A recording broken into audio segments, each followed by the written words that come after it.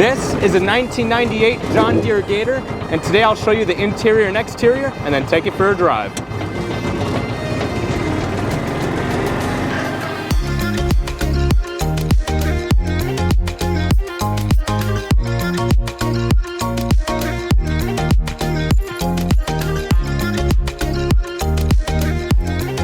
Hello everyone, and welcome back to the channel for a very special video. Today, as you can see, we have a 1998 John Deere Gator, and this is one of the most unique and practical vehicles that I have ever reviewed. But on the serious side, I do have a quick channel announcement to make, and that is that I have a new camera for filming YouTube videos, and I'm starting out filming this John Deere Gator. There couldn't be a more perfect vehicle for me to bring out the new camera with to film. But anyways, I did want to let you guys know that I do have a new camera, so bear with me as I may have some difficulties figuring out exactly how the camera works and getting used to it. I am really excited to show you guys exactly what this Gator can do and everything about it. So strap in and get ready for the review because it's going to be fun. But before we get started with the review of this absolute beaut, I'd like to walk you guys through the history of the Gator nameplate. John Deere actually first introduced the Gator in 1992, and it was based off of the John Deere All Materials Transport, or AMT for short. My neighbor had one of those, and I got to see it as a kid growing up, and I thought it was the weirdest looking thing in the world. You could also purchase several different kinds of Gators. You could get a 4x2 like this Gator, a 6x4, or a 6x4 diesel version, which is pretty cool. The 6x4 weighed a little bit more than this Gator. The regular 4x2 weighed about 1,700 pounds, while the 6x4 weighed about 2,208 pounds. And the 6x4 diesel actually weighed even a little bit more than that. It was about 2,500 pounds. They were all made essentially to be construction worker vehicles or little vehicles for regular people to buy to use on the farm, similarly as to what my family has done. And John Deere, of course, still sells Gators today, except they are much nicer than the older versions like this one. Many of them can come with cabs, even air conditioning and heat on the inside. Some of them can travel up to 45 miles per hour, and they essentially are like a car now. And some of them are actually priced like a car as well. They can reach up to prices of like $37,000. But the Gator has always been built to move things over rough or easy terrain, and this Gator certainly serves that purpose quite well. Now that we talked a little bit about the history of the Gator, let's start to take a look at the exterior of this specific Gator by first talking about the front end and what we can find here. The first thing I'd like to point out about the front end of the Gator is its design. It actually looks like it has a little smiley face on it with the headlights as the eyes and this little molded part of the plastic being the mouth. It kind of looks like it has a little grin there, but as you can see, this specific Gator is toothless over there. It's missing a part of its mouth. That was actually the work of me when I was a kid. I ran into a little post and broke off the front end there of the Gator, but although it's a little bit less aerodynamic now, I think it has a more unique appearance, especially when compared to other Gators, so really I like it more now. As some of you Gator fanatics and fans may have noticed already, is that the front end here in between the headlights, it is missing what used to be a John Deere logo there. At some point along the lifeline of this Gator, it fell off, so don't know where it is or what happened to it, but once again, I guess now he has a little nose there so you can actually breathe, so it's a good thing that that's missing. And also with the front end design of this Gator, the wheels, as you can see, are kind of open. They don't really have any sort of a wheel well to cover the front end of the tires here, but that's kind of cool because you can see just how knobby and thick these tires are, that you can look at this thing and know immediately it's just made for off-roading and going over rough terrain just like all Gators are made to do. Speaking of the plastic on the front end, it's not very nice.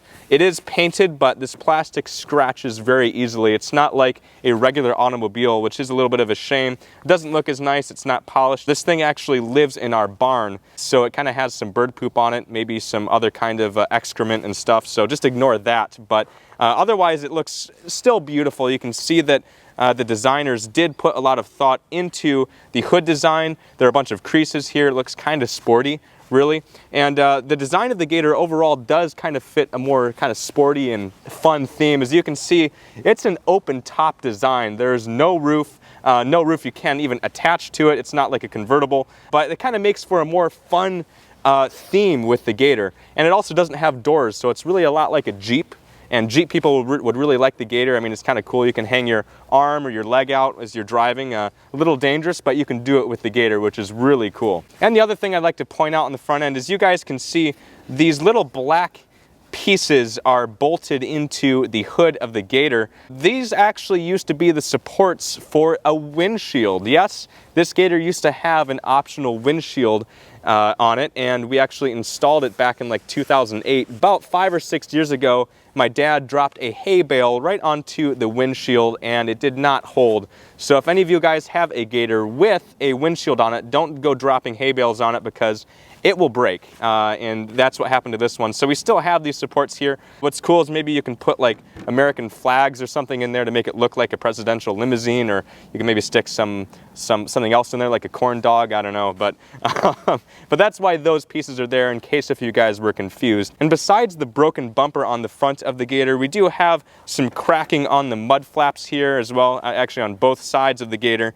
and that's kind of another problem with the plastic, is it breaks very easily. Has kind of started to fall apart, and we've lost pieces throughout the years. Who knows where they are, but that is a problem with the Gator and one of my few complaints that I have with this vehicle. Otherwise, it is really just perfect.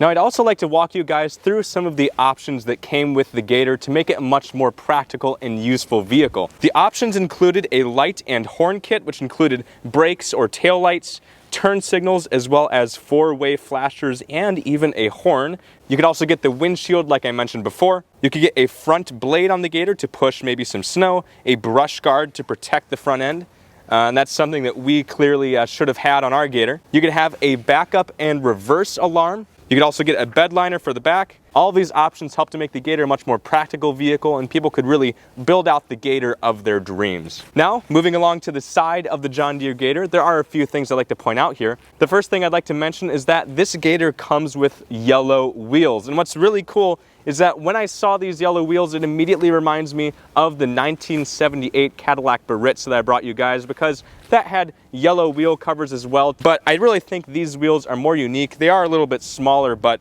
it really matches the green very nicely. It's also John Deere's colors, so it's very recognizably John Deere, but I love the looks of them. Very unique, very cool. And what's really nice also on the side of the bed of the Gator is that it lists out John Deere as well as Gator 4x2, and it also has an alligator on the side, which is kind of the mascot of the Gator. Really cool attention to detail that John Deere would actually put an alligator on the side of the Gator there. Now, moving along to the driver's side of the Gator, I did want to point out that we do have these really nice mud guards in the back of the Gator to cover the rear wheels. Very handy to have, or else you'd have mud flying all over and onto you as you're driving the Gator. And then in front of the mud flap here is our gas tank. We have access to it by unscrewing the cap, and then you can fill it up. It has a capacity of about 5.3 gallons, which is pretty good, and it lasts a long time with this Gator because it is actually quite efficient.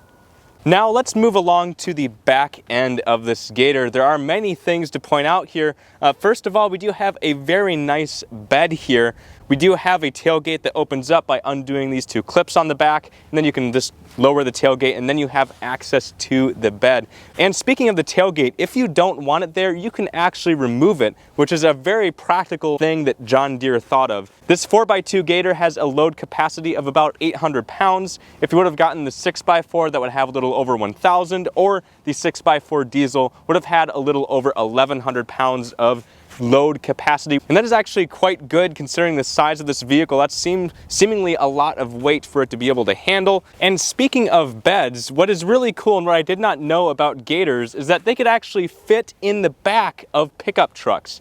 I actually saw an image in the owner's manual of a Gator sitting in the bed of what I believe was a Ford pickup truck. It's pretty impressive that the Gator is not too wide or too long to fit in the bed of a truck. Once again, just another example of the fantastic practicality of this vehicle. Down below me, we have a hitch to be able to hitch up trailers or manure spreaders or whatever you use for a Gator.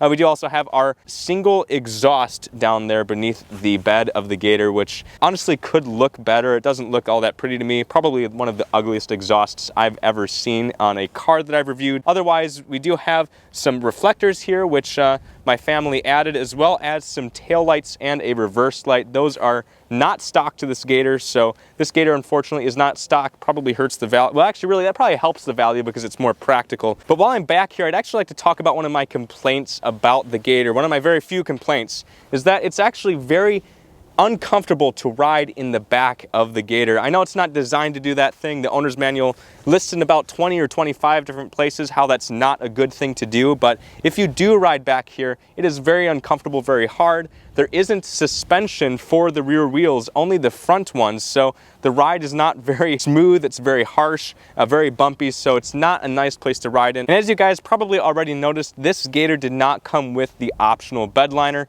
but honestly, it's kind of nice having the metal bed liner. It does scratch, it does wear, might get a little bit dented up and beat up, but trust me when I say this bed is very sturdy. And I actually did come up with a little test that I'd like to demonstrate for you guys to show just how sturdy the bed of this Gator is.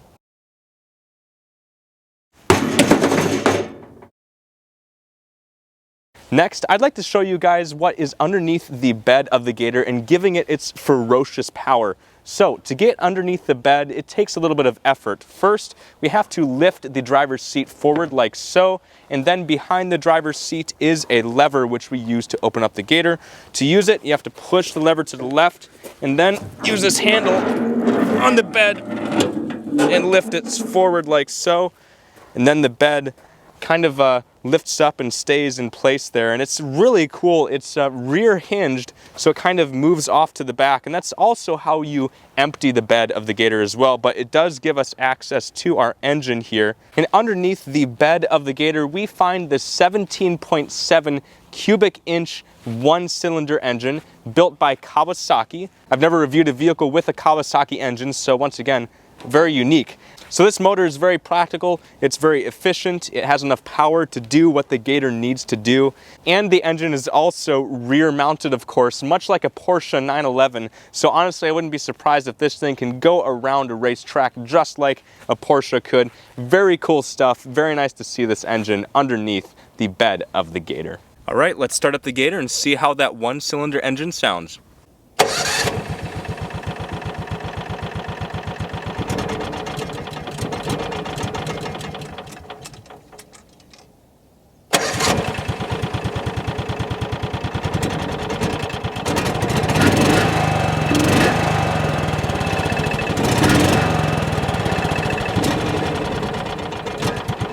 All right, before we take a look at the interior of the John Deere Gator, I did want to show you guys the key that came with it. Unfortunately, it is missing a little bit of plastic here, which would have had a loop there to fit it onto a keychain, but that did break off along the lines, but that's okay, it doesn't need it. It's still very beautiful without it. On one side, we have the John Deere logo. It looks very nice. It's embossed right onto the side of the key there. Very cool, feels nice. On the other side, it's really cool. It says safety and live with it on it. John Deere really seemed to be pushing safety with the Gator, which is really cool. Everyone can get behind safety. That is very important for people to be safe. So it's nice that that's on the keys. So whenever you step into the Gator, you will see that and remember, hey, I gotta drive safe. Honestly, that's something that every single car key should have. So anyways, that is the key to the Gator. Okay, now that we've taken a look at the exterior of the Gator, let's go ahead and take a look at the inside.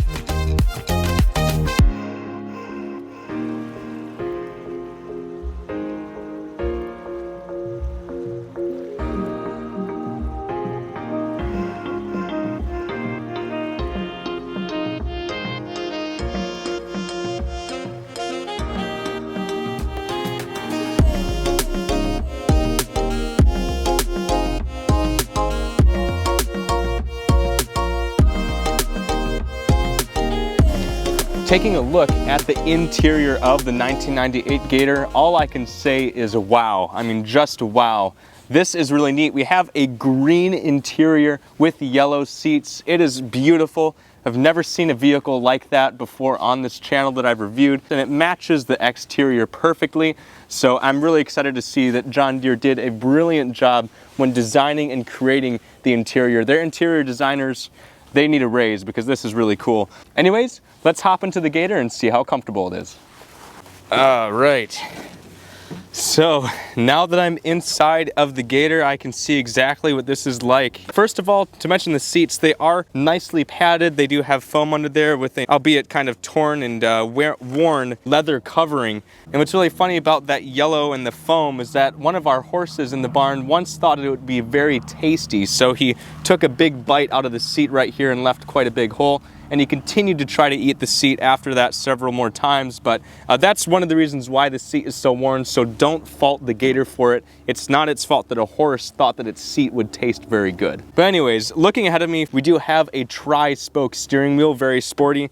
To the right of the steering column is our ignition switch for the key. Behind the steering wheel, we have several indicator or function bulbs. Right now, we can't actually see what they used to be used for, but I believe that the bulb on the left used to indicate the parking brake and the one on the right used to show when your rear differential was engaged. But at some point, someone either stole the panel in front of us or it fell off, who knows, but it's not there. To the left of those lights are some places where some switches would have gone. These would have been for the hazard lights, the turn signals, as well as the power liftgate, and this Gator is missing all of those options. The power liftgate certainly would have been nice to have, as that thing is really heavy. To the right of the function or indicator lights is where an engine hour meter could have gone. That is once again an option that this Gator is missing. To the right of that is a switch for our headlights, and then to the right of that is the horn, which I will actually play for you guys. Oh, well, there we go. You have to have the key on to be able to hear the horn, but as you could have heard, that was extremely loud, which is important, and it's really nice that that horn is so loud because that makes the Gator even safer. And speaking of safety, within the interior and even the exterior of this Gator are plenty of stickers to show you just how safe you need to be when driving this thing. There are several places on the dashboard for safety stickers, as well as by our feet. And there's even a sticker to the right of me that says riders can fall off and be killed. And that sticker is very important because it is nice to be reminded that this is a dangerous machine, rear-engined, go around a turn, you gotta be careful. And that's another reason why I have all of my safety equipment on, ear protection, gloves, and my safety vest. So very important to be safe when inside of the Gator. But anyways, moving on, to the right of our horn button is our glove box. Very roomy, lots of room for tools, whatever you need. And you also have a handle there so the passenger can grab onto it for dear life as you're going around a bend. You also have several more handles to the left of the driver and the right of the passenger. Very sturdy, made out of metal, high quality. And a really neat quirk about the Gator is that it has lots of holes in the floor. As you can see, taking a look at the floor, it's just peppered with holes. That makes it easier for water and other junk and stuff to get out of the interior when you hose it down. I do have several small complaints about the interior of the Gator.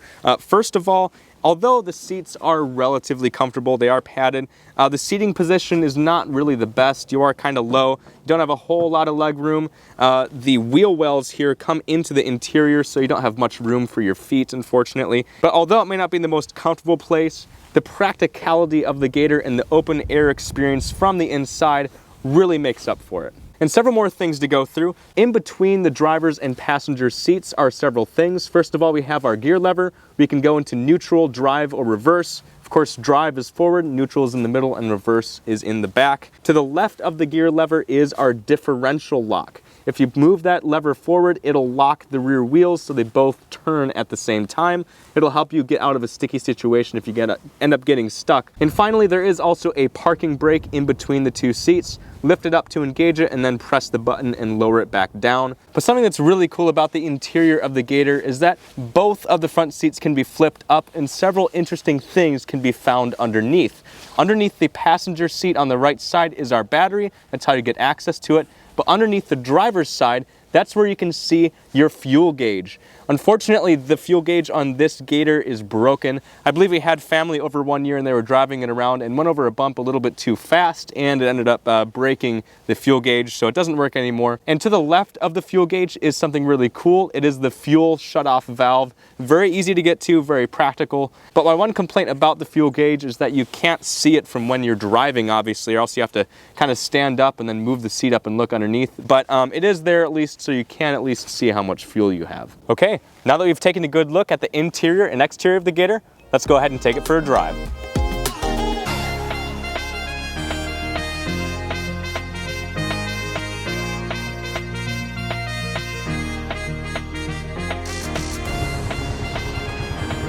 All right, so we're driving the Gator. First of all, I couldn't get my phone to stick to the Gator, so I'm gonna have to hold the phone. Hopefully it'll work. Sorry about that, guys. But also, it's a very good thing I have all my safety gear on. I have my vest on, I have my ear protection. I don't have my gloves on just to make it easier to drive and to use my phone, but it's a good thing I'm sticking with the safety of the Gator, and because I need to be safe, because the Gator is all about safety, I'm not going to drive it on the road. It's not made for the road, so I'm just going to go up and down the driveway, and hopefully that'll be good enough for us here. First of all, we're going to do a quick top speed test. So we're going to go from a standstill, and I'd say top speed on this Gator is probably like 15 miles per hour, right around there. It's honestly sprinting speed, so not that quick, but let's give it a shot. Why not? Oh yeah.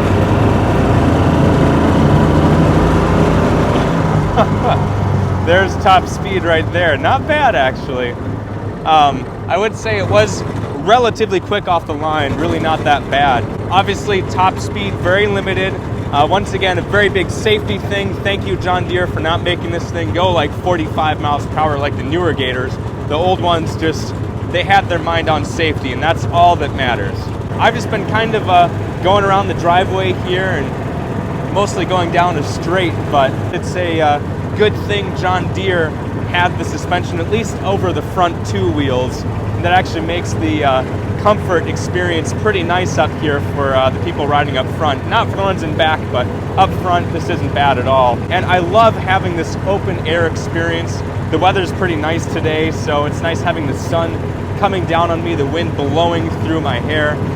It's all just a very pleasurable experience. I'm very relaxed. I have just all the space in the world. I don't have a door here in the way of my arm or anything. I feel so free driving this Gator. I feel like I'm having an experience unlike any other vehicle I've ever been in. It's just amazing. And honestly, the turning radius is quite good on this John Deere Gator. There we go. Went through a little turn there. And you know what? This is a John Deere Gator. Maybe we should do just a little bit of off-roading. Let's try going through the grass here. This is different from all the other reviews we've done, isn't it? And here we go. Here's the field. Look at that. Wow. Those tires, those knobby tires, they're doing their thing, getting us through all the dirt and all this rough ground. I mean, this is just incredible, the capabilities of this Gator. It's unlike anything else I've ever reviewed. I mean, it's so impressive. Oh yeah. Oh, here we go, uphill. Woo! Man, all the power of this thing. Oh, it's just incredible. And really, the John Deere Gator is really like a Jeep, but honestly, it's just better. It's cheaper than a Jeep. Jeeps are so expensive. Just about everyone wants to be in one. More reliable than a Jeep. It's going to get you where you want to go. Maybe a little bit slower, but I mean, this can go just about anywhere a Jeep can. I'll give you guys a front view of what we're doing here. Watch this. Woo, yeah. Oh yeah, off-roading. That was impressive. And I know I made this video essentially as a joke, just for April Fool's Day. It's been a lot of fun. I'm really glad I've done it. But I do want to tell you guys that on a serious side, this Gator is very sentimental to me. I actually learned how to drive with this Gator. I would actually drive the Gator. I maybe started when I was about 4 years old, and I would sit on my parents' lap, and I couldn't even touch the gas pedals, but they'd let me steer, and I'd get to drive it all around. And as a kid, I just had an absolute blast. I mean, it was so much fun, and I learned how to pull trailers, I learned how to back up trailers with this. So it was really a fantastic way for me to learn how to drive a vehicle. It's actually a funny story. My dad saw this was for sale. You know, I'm not sure if it was at a construction site, but you know, he saw it for sale. You know, $500 they were asking for it. He ended up buying it. According to my dad, my mom said that, oh, why would we buy this thing? It's not going to be fun. We're not going to use it that much. But we ended up using it all the time. I mean, all the time. Throughout the year, too. Even if there was a little bit of snow on the ground, we'd be driving it, doing something. So without this Gator, I probably wouldn't have been as good of a driver as I am today, because I've been driving this for over 10 years before I got my driver's license, and it was just loads of fun. So Although I did do this video as a joke, I'm really glad that I was able to kind of memorialize this Gator on YouTube, because it's just such a special vehicle for me, and I hope that you guys had fun with it. I had a ton of fun filming this video. Kind of fun to do something a little bit different than a normal review like we would normally do, but we will get back to the normal reviews soon. I do have to go back to college to finish off my last semester, so I'm unfortunately not really going to be able to do many videos from now until the summer, but hopefully it'll come quickly, and we'll get back to some good old car reviews and other car vlogs and stuff like that. So thank you all so much for tuning in. I had a lot of fun today, and I hope you did too. Thank you. Thank you all so much for watching my video. Please remember to comment, like, and subscribe, and to come back again soon for more videos. Thank you.